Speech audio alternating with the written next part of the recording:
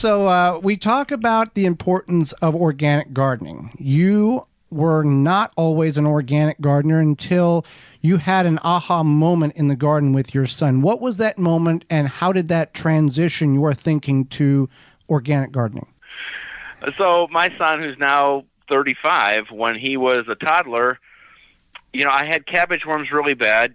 Again, I was gardening like my parents and grandparents had gardened. I didn't know any better, and I had called a friend, and I said, what do I do about cabbage worms? And he said, oh, just go down to the hardware store, get this stuff called Sevin, and sprinkle it on. And I did that, and it killed those cabbage worms right away, and I was, overjoyed. But when I looked into the garden, I saw my young son walking barefoot through that stuff, searching for snow peas.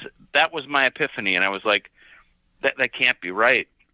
But I thought, well, how bad can this stuff be? I mean, I got it at the hardware store, and I started looking at the back of the package, and I was like, this is a nerve toxin, From that moment on, I just decided I was going to do it differently, and I had heard of something like newfangled called organic gardening, and at the time, there was no internet, and I told this story the other day at our local home and garden show, and when I said that there was no internet, a kid that was sitting in the audience actually gasped.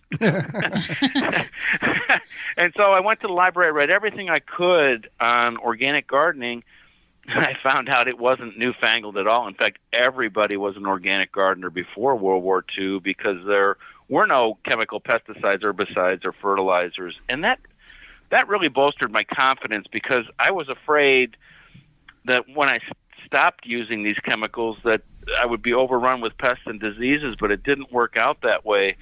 And I learned a different way to garden.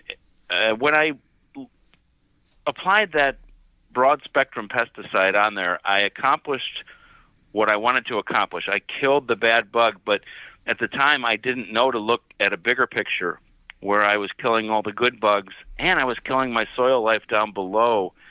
And so that epiphany changed everything for me.